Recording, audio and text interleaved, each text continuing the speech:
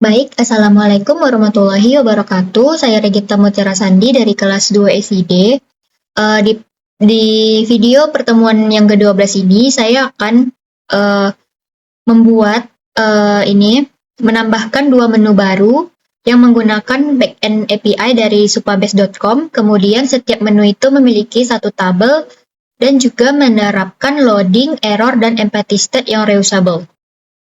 Nah, jadi yang pertama itu kita membuat dua menu baru. Jadi yang pertama itu kita masuk dulu ke Supabase. Jadi di sini kita login dengan menggunakan akun GitHub kita.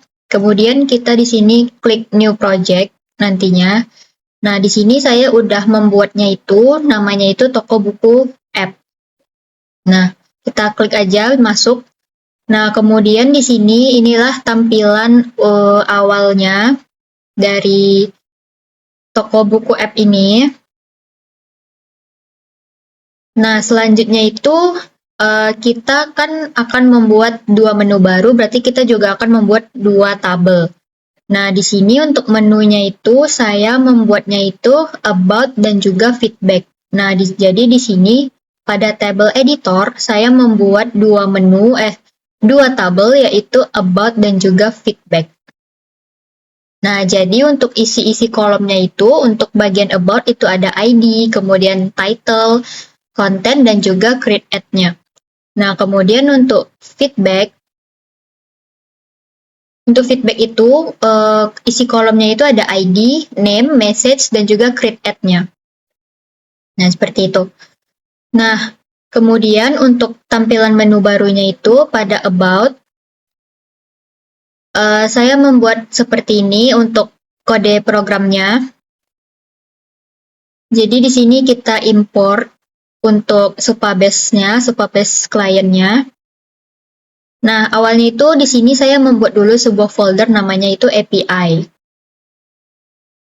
Nah, jadi pada API ini saya membuat file namanya itu Supabase client. Jadi Supabase client ini yang nantinya akan menghubungkan atau mengkoneksikan dengan tabel di Supabase-nya tadi, seperti itu. Nah, kemudian untuk Supabase URL-nya ini kita ambil dari ini, kita klik Project Settings pada Supabase-nya, kemudian kita pilih yang Data API. Nah, lalu kita copy aja untuk URL-nya yang ini. Lalu yang untuk Supabase key-nya ini, kita pilih dari API-case yang ini. Nah, kita copy aja. Kemudian kita salin di sini. Nah, seperti itu. Kemudian ada juga halaman yaitu About API. Nah, jadi di About API ini nantinya yang akan kita hubungkan dengan Supabase-nya, seperti itu. Saya buat seperti ini. Lalu untuk halaman atau menu kedua yaitu saya buat yang namanya itu feedback. Nah, jadi di sini saya buat sama sih, nggak jauh beda. Jadi kita impor aja untuk ini yang kita perlukan yaitu Supabase. Kemudian ada loadingnya juga. Nah, pada API, folder API juga saya buat yaitu feedback API. Nah, di sini kita buat.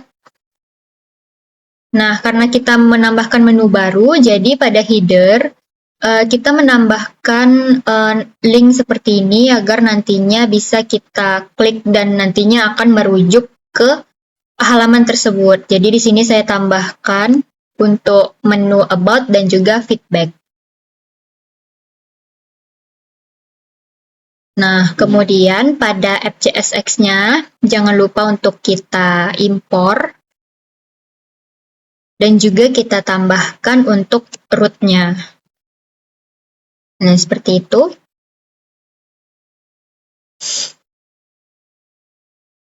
Nah, kemudian setiap menu itu memiliki satu tabel. Nah, tadi sudah saya tunjukkan kalau di sini satu tabel, ada ID, title, contents, dan juga create add. Nah, jadi untuk ini langsung saja kita buka pada Rapid API kliennya. Jadi di sini saya sudah membuat dua request, yaitu about dan juga feedback. Nah, pada about ini kita lihat, jadi pada name-nya kita ganti namanya menjadi about, kemudian untuk headers-nya itu kita isi dengan APK, content type, dan juga authorization. Nah, untuk isi dari APK ini kita isi dengan yang tadi sama, yaitu APK yang ini, kita copy aja, lalu kita masukkan di sini. Nah, untuk link yang ada di sini itu kita ambil dari yang API URL yang tadi, lalu kita tambahkan /res/v1/about sesuai dengan nama menu atau tabelnya, seperti itu. Nah, kemudian kita tambahkan dengan menggunakan metode post, lalu kita send. Nah, nanti dia akan sukses. Kita coba, misalnya ini coba saya hapus dulu. Untuk ID-nya saya hapus dari sini saja langsung. Kita delete. Nah, kemudian ini kita coba. Lalu untuk isi body-nya itu, kita isi dengan title dan konten sesuai dengan kolom yang tadi kita buat pada tabel about. Kita isi pada bagian JSON. Nah, ini coba kita send ulang. Nah, kalau berhasil, dia akan muncul tanda centang hijau seperti ini dan tulisan 201 create. Lalu kita coba lihat pada tabel Supabase-nya. Coba kita refresh. Nah, maka akan muncul data yang tadi kita kirimkan. Namun ID-nya ini sudah berubah karena tadi sudah sempat saya hapus, seperti itu. Nah, kemudian untuk feedback itu juga sama. Kita masukkan untuk headers-nya itu, APK-nya, content type, dan juga authorization-nya. Lalu kita ambil API URL yang tadi kita copy pada Supabase, dan untuk yang di sini kita ganti sesuai dengan nama menu atau tabelnya, seperti itu. Kemudian kita send, lalu jika berhasil akan muncul tanda seperti ini. Untuk isinya itu ada name dan juga message. Nah, kita lihat untuk feedback. Nah, jadi di sini ada name dan juga ada message-nya. Seperti itu. Kemudian kita lihat untuk di website-nya. Nah, jadi di sini sudah tertambah untuk menu about dan juga feedback. Nah, jadi jika about-nya itu sudah berhasil ditambahkan, maka akan muncul seperti ini. Lalu untuk feedback, kita lihat, nah, maka dia akan muncul seperti ini karena datanya tadi sudah tertambah. Kita coba hapus untuk feedback-nya ini, apa yang akan terjadi, kita lihat. Kita delete. Nah, lalu kita lihat, kita refresh. Nah, feedback-nya ini belum ada isinya, karena data belum ada yang masuk, seperti itu. Nah, kemudian kita juga membuat, yaitu tampilan loading, seperti ini loading. Kemudian juga ada error dan juga empty state. Nah, jadi ketika kita refresh, dia akan muncul loading. Seperti ini.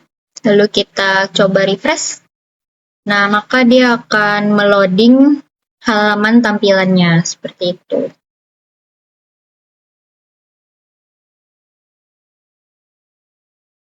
Baik, mungkin itu saja yang dapat saya sampaikan pada laporan pertemuan 12 ini. Maaf jika masih terdapat kekurangan. Terima kasih. Assalamualaikum warahmatullahi wabarakatuh.